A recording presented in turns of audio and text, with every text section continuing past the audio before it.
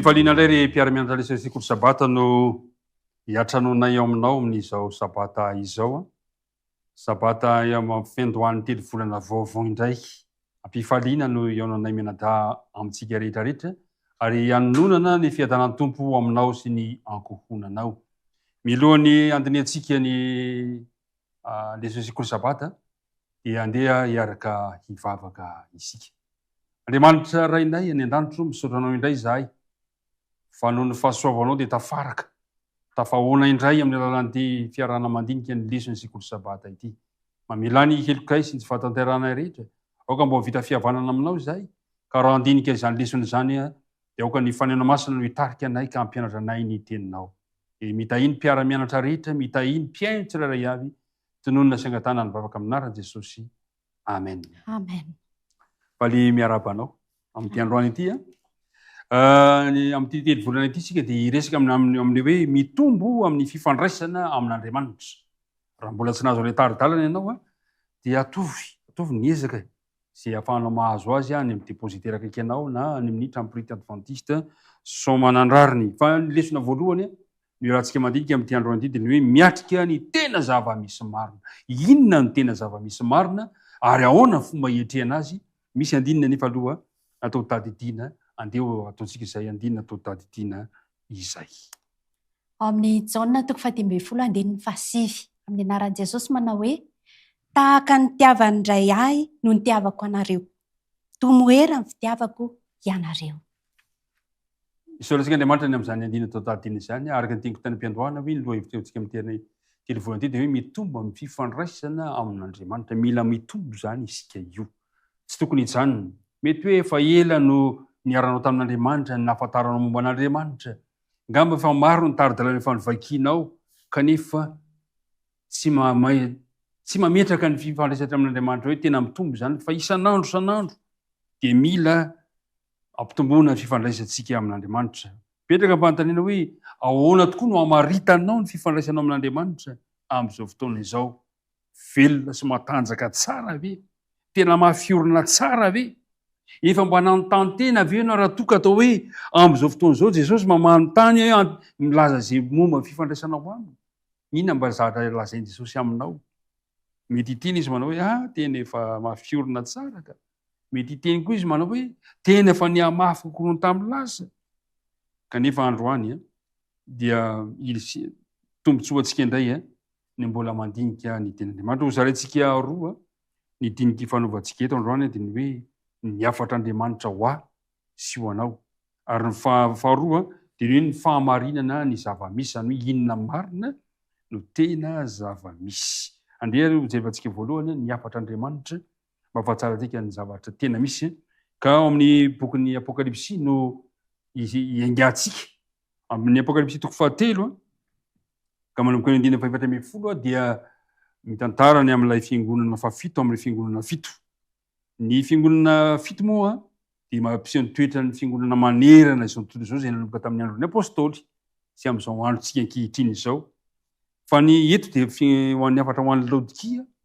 Ny Laodikia moa dia midika hoe fitsarana ny vahoaka. Izay moa ny hevitra izy io. Dia ao anatin'ity andinity amin'ity Apokalipsy ity Laodikia ity dia ny isehon'i Jesosy dia hoe izao no lazainy ny amen. Jesosy zany maneho ilay amen na hoe ilay vavolombelona matoky sy maro amin'ny Apokalipsy 3:4 no ahitantsika an'izany. Jesosy milaza ny tenany ho ilay amen. Manahoana ny fahitan'Andriamanitra ny tontolo kristianina amin'izao vanim-potoana misy antsika izao. Faly miaraba manokana aloha ny mpiara-mianatra rehetra amin'ity maraina ity. Ny fahitan' Jesosy amin'ny kristianina amin'izao fotoana izao dia milaza izy hoe fantany. Izany hoe misy toetra ara-panahitana izany eo amin'ny kristianina ankehitriny. Izao ny ilazany azy eo amin'ilay amin'ny Apokalipsy 3:20 io dia eo amin'ny 5:5 hoe fantatro ny asanao, fantatro izany. Inona avy ilay toetra lazainy ao? Laza fa mafana. Fantatro izy fa tsy mafana tsy mangatsiaka na mafana ianao. Aleo mangatsiaka na mafana ianao. Fantatr' Jesosy hoe mangatsiaka. Inona moa dia ilay mangatsiaka? io dia milaza fa mihevitena ho tsy mila ninninna ara-panahy zany le resahany. Dia milaza koa hoe milaza manan-karena sy efa tonga mpanan-karena kanefa tsy manan-java-mahory eo amin'ilay 150 tapany voalohany. Izay zany ilazany Jesosy ny toetra ny kristianina. Hitan'i Jesosy anefa ny fahamarinana fa ny tena zava-misy ainantsika dia inona? Eo amin'ny 150 ihany eo amin'ilay tapany faharoa dia ozy izy hoe ity zany ilay tena toetrantsika, ilay momba antsika zany ny tapany faharoa dia hoe kanjo tsy fantatrao fa ianao ilay ory sy mahantra sy malahelo sy jamba ary mitanjaka. Mihevitena zany tsika fa mafana. Kanjo tsy fantatritsika. Jesosy no mahafantatra antsika fa tsika tsy mahafantatra antsika zany satria tsika ilay eo amin'ilay hoe matimaty. Ry mpiara-midinika namana, raha tombanan'i Jesosy zany momba antsika dia mila fanampiana isika io. Zay. Ny olana mantsy dia izao Jesosy mahafantatra antsika fa isika tsy mahafantatra ny toerana misy antsika. Mahafaly aloha dia hoe fantatra Jesosy ianao. Fantany. Fantatro. Fa indraindray isika tsy mahafantatra ny toerana misy antsika hany ka mieritreritsika hoe zany efa manan-karena sy ny ari-fananana be ary tsy manan-java-mahory. Kanefa rehefa jeren'i Jesosy kay ny momba antsika ity isika mihitsy ny tena mila fanampiana ary mila torohevitra. Inona ny vahaolana nomeny Jesosy ho antsika? Inona nomeny Jesosy ho antsika manoloana izay toerana misy antsika izay? Satria voalaza fa eo amin'ny 170 dia ozy hoe 190 fa satria matimaty ianao ka tsy mafanana mangatsika dia efa alohan'ny vavaka. Izany mihitsy akasitran'Andriamanitra zany ny toetra tahaka an'izany, toetra matimaty tsy tiany ratsy tsiro. Dia inona ny vahaolana omen'Andriamanitra antsika ao anatin'izany toe-javatra izany? Inona ny vahaolana? Eo amin'ilay 190 izy dia manome an'ilay vahaolana. Manoro hevitra anao aho izy hividy amiko volamena voadio tamin'ny hafa mba hanan-karena ianao. Ary faharoa, izay zany voalohany. Faharoa, fitafiana fotsy ho tafianao mba tsy sehon'ny enatrao no ny fitanjahanao. Ary fahatelo, odi-maso ahosotro ny masonao mba hahiratanao. Inona no hevitra tian'ny apôstôly Jaona resahana ao anatin'izay toe-javatra, ao anatin'izay torohevitra nambaran'ilay vavolombelona matoky sy marina ilay amenina izay? Ilay hoe mividy aloha zany eto dia atakalo, manakalo ny ilazana azy, manakalo fananana. Fa tsy hoe iny misy vola hoentinao hividianana izy fa misy zavatra ifanakalozana zany. Inona no tiany lazaina hoe volamena voadio, akanjo fotsy, odi-maso? Inona no tiana ampitaina anatin'izay zavatra izay? Ilay tiana ampitaina amin'ilay hoe volamena voadio zany dia io ilay mihevitena hoe efa manana zavatra be ara-panahy kanefany dia hoe mividy zany dia tsy tokony hionona amin'ny fahamarinana izay atsasa manila amin'ny fahamarinana amin'ny baiboly fotsiny fa tena miorina ao amin'ny baiboly. Ka tsy maintsy manary an'ilay fotom-pampianaran'olombelona isika ary miditra koa lalina zany amin'ny fianarana tsy tapaka isan'andro ozy izy ny lesona ny baiboly mba hanesorana le tsy fahalavrariana le fangatsiahana zany na le matimaty. Raha voatsy zany dia tsy voatankalo le fangatsiahana. Zany hoe ianao zany hoe mividy volamena dia ilay tenin'Andriamanitra no ataonao lohalaharana. Izay le volamena. Dia le akanjo fotsy indray dia izao hoe fahamarinan'i Jesosy io akanjo fotsy io. Io ilay Jesosy mateo amin'ny hazofijaliana mandrakotra ny fahasoavana sy ny akanjo-pahamarinana antsika.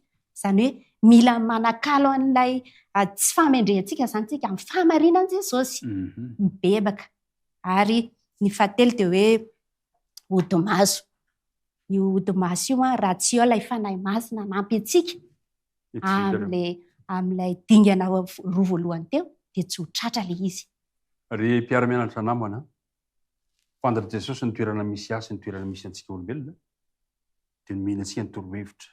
Anjarako izany ny mandray ireo torohevitra ireo satria tian'Andriamanitra isika. Ary izay no lazainy amin'ny 1:9 hoe izay rehetra tiako no anariko sy faiziko dia mahazo toy ianao ka mibebaha. Ny tena tanjon'Andriamanitra zany dia ny hahatonga antsika ho amin'izay fibebahana izay satria amin'ny fihibahana irery ihany no ahafahan'Andriamanitra manova antsika tsiraray avy. Tadio tsara fa tsy misy amintsika na ilaza na dia iray sekondra monja aza hevitra ny hoe tsy momba antsika Andriamanitra dia tia antsika amin'ny fotoana rehetra. Ary izay alala fitiavana izay ny antony hanolorany antsika izany hevitra izany. Inona ary ny vokatra tian'Andriamanitra andrandraina amintsika? Inona ny tiany mba andrasana? Inona mba tiany ataontsika manoloana izay antsony izay? Inona ny tian'Andriamanitra atao? Inona ny sary asehon'Andriamanitra araka ny voalazany Apokalipsy 7. Amin'ny lesona dia milaza izy amin'izao fakitsika ao amin'ny paragrafy ampovoany eo manao hoe ilay Andriamanitra izao rehetra izao no maniry hiara-misakafo amiko sy aminao. Eo amin'ilay 20 izy mantsy dia milaza hoe indro tsangana ambaravarana aho ka mandondona.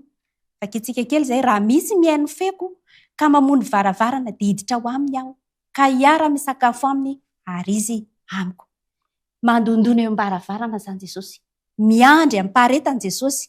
Ary mety hita sary an'izany sika matetika rehefa le misy sary ho an'ny ankizy ireny, Jesosy mitsangana eo ambaravarana mandondona. Tsy manery. Fa izao kosa nefany move avelantsika ho eo Jesosy. Izay izany vahaolana voalohany. Ny vahaolana izany dia ny manokatra ny varavarana hidiran'i Jesosy ao am-pontsika. Dia rehefa tafiditra ao Jesosy dia hiara-misakafo aminao izy. Inona moa ilay sakafo e? Tenin'Andriamanitra hoe sakafo e. Afaka miaraka amintsika mihinana ny tenin'Andriamanitra ary ho vokin'izany isika rehefa mamohan Jesosy hiditra ao am-pontsika. Io zany ny vokatra andrasana. Zay. Ianao manokatra ny varavarany fonao. Ino Jesosy mijoro mandondona eo ambaravarany fony tsiraray avy, mandona moramora ampitiavana, te hiara sakafo tsy manery. Zao ry mpiara-mianatra namanisany anefa foy anefa ny fotoana mba hananako. Ny hanananao ahafahanao matanteraka izay antso izay 70 taona ny andro enanay, ary raha tahiny mateza aza 80 taona. Io fotoana foy io nefa no ararotina ahafahantsika mamola ivaravarany fotsika, ahafahantsika mandray sy mampiditra an Jesosy satria mahafinaritra anie izany hoe miaraka misakafo aminy. Ary indray andro any rehefa ifanaty tava amin'ny Jesosy sika dia eo no voaresaka tena tsy nanenenanao ny nanokafanao ny varavaran'ny fonao ho an'i Jesosy satria amin'ny fotoana io dia hira fiderana ika ekoaka eo natrena araka ny voalaza amin'ny Apokalipsy 7:7-10, ny Apokalipsy 5 any amin'ny 10:1-11 any izay zavatra izay. Zavatra mahafinaritra zany dia zao ny toerana misy antsika zany dia fantatra Jesosy. Zay zany izy fantany. Ary izay fahafantarana izay dia mihina antsika ny torohevitra. Kanefa na dia manome ny torohevitra azy satria tiany isika tsy manery. Inona zany zao no andrasana? Ny safidiko. Ny safidinao zany zao no andrasana amin'izao fotoana. Very indray mandeha foy ny fotoany ka raha renao androany ny feony dia andao voana ny varavarana. Zay ny fizarana voalohany. Ny fizarana faharoa kosa dia hijery sika ny amin'ny hoe ny fanamarinana ny tena zava-misy marina. Ahoana indray ny miresaka ny amin'ity zava-toejahatra ity sika satria alohan'izay nefa aloha dia hijerevantsika kely vetivety ny hoe inona ny moa raha manokatra ny varavarana fotsika isika verina ny voalohany teo inona ny tena fahafahampon'Andriamanitra ao anatin'izay hoe ianao manokatra ny varavaran'ny fonao izay. Inona ny fahafahampon'Andriamanitra? Tsy mora aloha ilay lalana e. Tsy mora ilay lalana. Fa izao kosa nefa fantatry Jesosy izay tsy fahamoran'izay. Fa niezaka ataontsika mba hividianana an'ilay volamena sy akanjo sy fanafody odi-maso izay dia fantatry Jesosy izay tolona ataontsika izay. Ary rehefa fantan'izay dia miditra an-tsehatra izy manampy antsika mba hahatonga antsika ho mpandresy satria ozy izy hoe izay maharesy tahaka ny nandreseko. Izay maharesy ozy izy dia ataoko eo amin'ny 120 avelako hiara-mipetraka amiko eo ambony seza fiandrianako dia tahaka ny nandreseko kosa, tahaka ny nandreseko ataon'i Jesosy mitovy aminy zany sika. Zay zany ilay mahafinaritra rehefa mampandrosa an'i Jesosy. Nefisika fanota tsy mendrika. Nefisika tsy mendrika an'izany. Ataony mpandresy. Dia manarak'izay koa dia izao hoe io dingana io zany rehefa manao an'ilay dingana sika dia ny tena marina zany izy mihitsy manao an'ilay dingana e. Satria raha tamin'ny voalohany zao rehefa nanota ny olombelona dia izy mihitsy nanapa-kevitra ny tady atsika. Teo meloha izay aloha rehefa namorona izy dia andeha tsika amorona. Nisy dingana nataon'i Jesosy zany mba te hiaraka amin'ny olombelona, hiaraka amin'ny olombelona mihitsy. Nanota ny olombelona dia nanao dingana ihany koa izy nitady ny olombelona. Rehefa nanolotra ny tenany ihany koa izy hamonjy atsika dia izy koa tonga tetỳ ambony tany. Fa toy izao ny itiavan'Andriamanitra daholo nomeny. Misy dingana ohatra zany ataon'i Jesosy rehefa mampandroso azy sika, rehefa mandray an'ilay torohevitra izay omeny Jesosy. Ny mahafinaritra zany dia izao ireo rehetra voalazanao teo ireo ny fanazan'ny mpaminany Jeremia. Hoy Jeremia amin'ny Jeremia 9:7-7. Jeremia 9:7-7 dia hoy hoe tany lavitra no nisy onjiva tamiko ka nanao hoe fitiavana mandrakizay no nitiavako anao. Koa izany nampaharitako famondram-ponao fa tsy nijanona eo. Eo amin'ny 9:7 mahafinaritra. Mbola hanorina anao indray aho ho Jehovah ka dia iorina ianao. Zay zany kay ny tena tanjon'Andriamanitra amin'izy mandondona io. Ankoatran'ny hoe miara-misakafo, ankoatra hoe miara-monina amintsika. Ele mandondona io dia tian'Andriamanitra aseho amintsika ilay miseho manan-karena, miseho tsy manan-java-mahory. Fa fitiavana mandrakizay ny tiavako anareo. Ary tsy vita an'izany hoe fitiavana mandrakizay fa hoe mbola tia hanorina indray ary te iorina indray. Zany ny zavatra anankiray. Ny tiana marina zany dia izao. Andriamanitra dia mitady, miandry ary tia hisintona antsika akaiky koa eo akaikiny. Zay ny fizarana voalohany. Andeha jerevantsika ilay fizarana faharoa ilay hoe ny fanamarinana ny zava-misy. Inona marina zany ny tena zava-misy ka ilazana ny lesika hoe tomoera eo aminy dia hoe miray eo amin'ny voaloboka isika. Inona ny zavatra azo ambara? Ny zavatra nisy mantsy nisy resaka ny fanaovan'i Jesosy tamin'ny mpianatra tamin'izay fotoana izay raha andeha mialohan'ny Getsemane izy. Inona ny zavatra nampatsahivon'i Jesosy tamin'ireto mpianatra tamin'izany fotoana izany?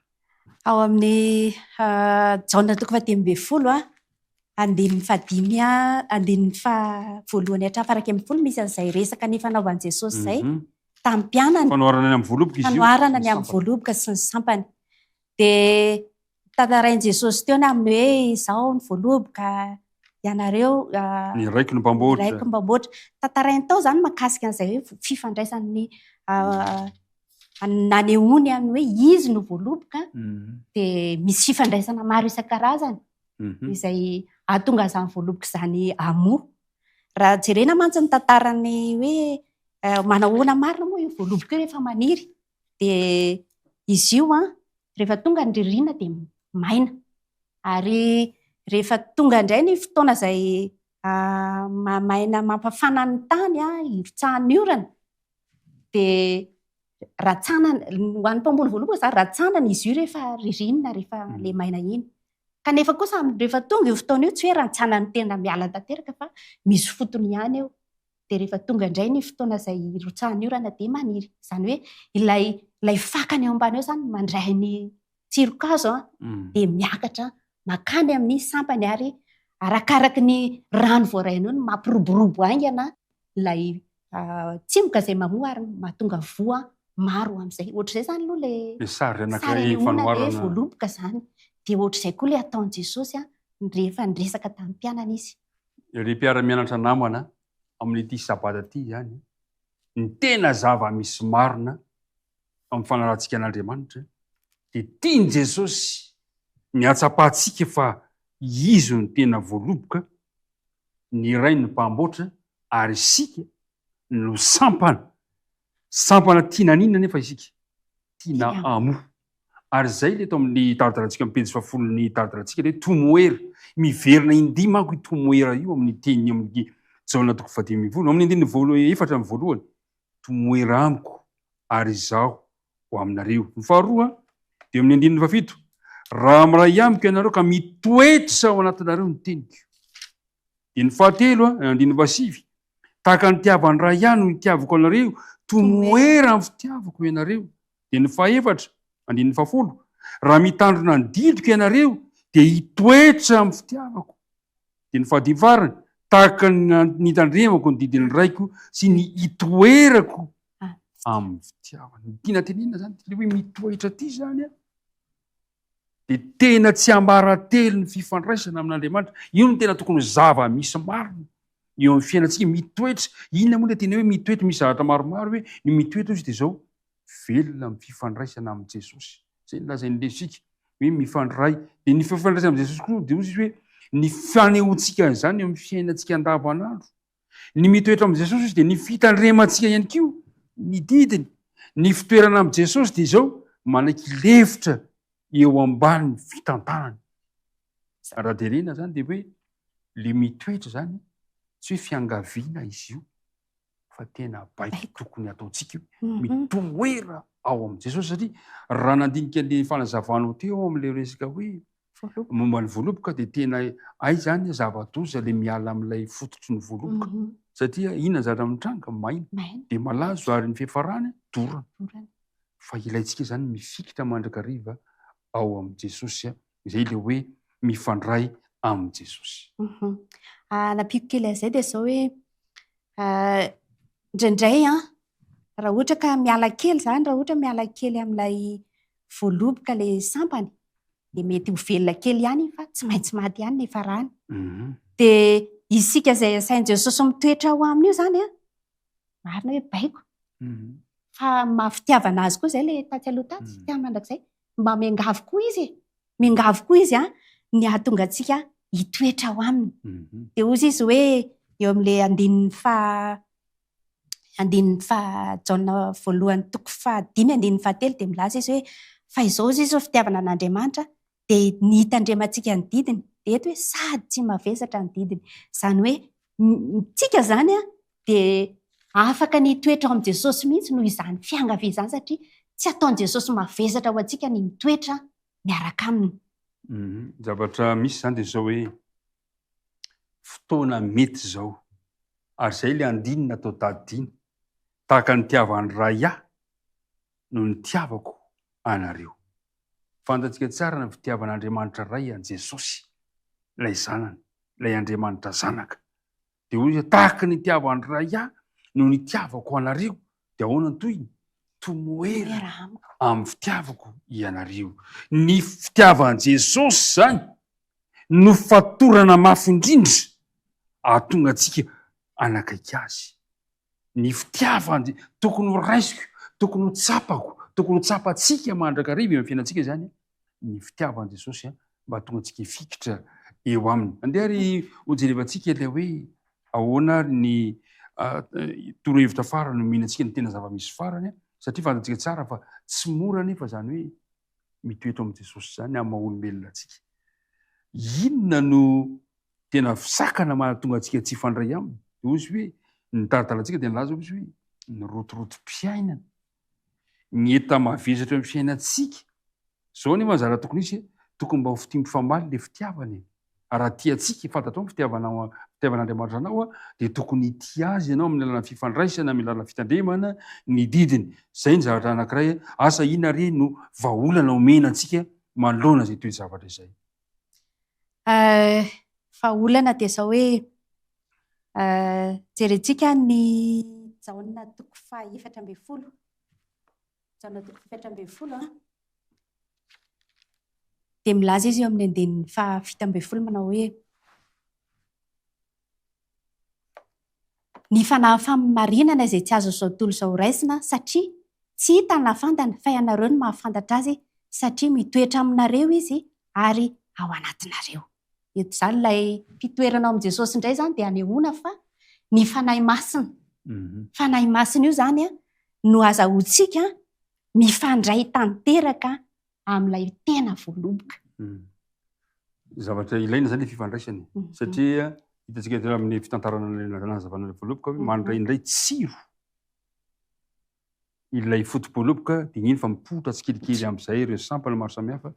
Ilay tsirikazo eto zany dia tsy inona koa zany fa ny fanahy masina zany ilay izy ary mila an'izany daholo ilay hazo ray manontolo mila ilay fanahy masina ary izay ihany koa no ilaina zay ny afatra ho an'ntsika laodikiana zay moa ny ilazana azy ny tena zava-misy marina zany de zao laodikia isika io mila inona mila ny fanahy masina ina moa ny tena mahasarobidy ny fanahy masina raha nylesona ny resahana fanahy masina zany miantoka amin'ny fitomboantsika sy ny firoboroboantsika ary ny fikambanantsika amin'ilay voaloboka ilay tsika zany mangataka isan'andro ny fanahy masina izay anampy atsika inona ny tena tombontsoa ny fandraisantsika ny fanahy masina inona ny tena anjarany eo fiainantsika satria ny anjarany eo fiainantsika zany lazainy eo amin'reto toko sy andiny maro reto fa mpananatra no ilazany azy io mpananatra io de hanampy atsika mba hahatonga atsika tena ifandray amin'Andriamanitra ao amin'io ny tombotsoan'io fanahy masina koa de manampy atsika anambaran' Jesosy zany hoe manambara momba ny an' Jesosy amintsika mampazava ny saintsika zany hoe rehefa mamaky ny momba an' Jesosy sika de mahatonga atsika hatakatra ny tena mahizy an' Jesosy fanahy masina io koa de ampiaiky ny fahotana any amin'ny Jaona toko 1:17-7 izy milaza an'izay ampiaiky antsika ny fahotana raha tsy eo zany ilay fanahy masina tsy afaka hibebaka tsika ary farany de zao hoe tarika atsika ho amin'ny marina rehetra tsy afaka totosan'ilay fahamarinana voaray sy ilay tena toetra novidiana tao amin'ny ilay voalaza tary amin'ny apokalipsy tsika raha tsy eo fanahy masina ry mpiara-mianatra namana dia ivirena le fanontaniana tany am-boalohany hoe raha zao ary ny manontany an' Jesosy ianao ny amin'izay fanorotsiritana amin'ny fifandraisana amin'Andriamanitra ina ary mbola zainy Jesosy aminao raha reza rehefa resaka teo izay movy azonao antoka fa tena izy ianao fa tena tombo ianao sa ianao le mbola mila mividy volamena vidy an'ilay fitafiana vidy an'ilay odi-maso inona ny azo ambara te-pamaranana inona ny azo ifampahirizana azo lazaina satria voatapotra ny fotoanantsika inona ny azotsika lazaina amin'reto mpiara-mianatra ireto ia mankasitraka miatrika ny tena zava-misy marina zay moa le lohateny raha za manokana zany de natsapa rehefa nianatra ny ty lesona voalohany ty indray misy foana ny lesona voaray isaky ny mianatra lesona ary tamin'ity lesona voalohany ty de zao hoe za zany lay tena hoe tonga de tsoriko hoe laodikianina satria efa nihevitra fa salama ara-panahy efa mba nihevitra ihany fa efa nisy fiovana teo amin'ny fiarahako tamin'i Jesosy kanefa kay tsy izay lay ilaina fa ny tena ilaina de zao hoe mahatsapa aho fa tena mila ny miova zany miova tanteraka mihitsy tsy ohatra n'ilay efa ataoko io zany de nandray lesona zany hoe akay za tena mila miova akay za mbola mila mividy satria raha tsy mahatsapa zay aho zany de hoe satria zavatra ananana ve moko rehefa manana toko hoe manana famantaranandro aho ve de mbola andeha hividy famantaranandro indray fa ilay zavatra tsy ananako zany tsapako hoe mila mividy ahako tsy ananako ilay toetra toroany Jesosy hevitra de ankehitriny aho zany tena nandram-panapa-kevitra hoe andeha hividy ilay volamena ary hividy ilay akanjo fahamarina Jesosy hividy ilay odi-maso ahositra amin'ny maso angataka ny fanahy masina zany ary iray tanteraka amin'ny Jesosy ia ry mpiara-mianatra namana isany isaorantsika Andriamanitra ny amin'izany zavatra izany ny zavatra misy de zao hoe tiantsika Andriamanitra na de fony mbola tsy teraka azy asika de fananana planina ho antsika Andriamanitra efa fantany isika tadio fa mitady antsika amin'ny fotoana rehetra toy ny mpiandry tsara izy manasa antsika izy toetra ao amin'ny isan'andro isan'andro ny ilaitsika zany de zao mifidy mamaly zany antsony izany ary anakalo ny fahatrantsika mahantrany itsika ty ny toetra mahalodikanatsika amin'ny fanomezan-tsoa avy ao amin'i Jesosy mila miatrika ny tena zava-misy marina isika ka ho tanteraka amintsika ilay tena nataon'i Jesosy hoe tahaka ny tiavany ray ahy no hitiavako anareo tomoera amin'ny fitiavako ianareo ny fitiavany Kristy irery ihany no ahafahantsika mahafantatra ny toerana misy antsika rehefa tena resy lahatra amin'ny fitiavany Kristy isika de fantatritsika ny filantsika volamena voadio rehefa tena mandray tsara ny fitiavan'i Kristy isika dia ilayntsika ny mitafy fitafiana fotsy. Ary rehefa tena resy lahatra eny amin'ny fitiavan'i Kristy isika dia miazakavazaka mangataka andro aman'alina ilay odi-maso ampahilatra ny masosika. Iriko mba ho tanteraka amintsika tsirairay avy izany. Misaotra anao nanaraka hatramin'ny farany ny famotinana ny lesona sekoly sabata androany, ny tompony hombanao sy ny ankohonanao. Ka andeha ho fitiantsika amin'ny lalan'ny vavaka izany rehetrarehetra izany. Mangataka ny namako atao ampiraintsika amin'izany vavaka izany. Iaraka hivavaka isika. Andriamanitra rainay io, rainay be fitiavana, amindra fo aminay isan'andro. Saotranao zahay tamin'ity marain'ity, fanomenao izany torohevitra mahasoa izany.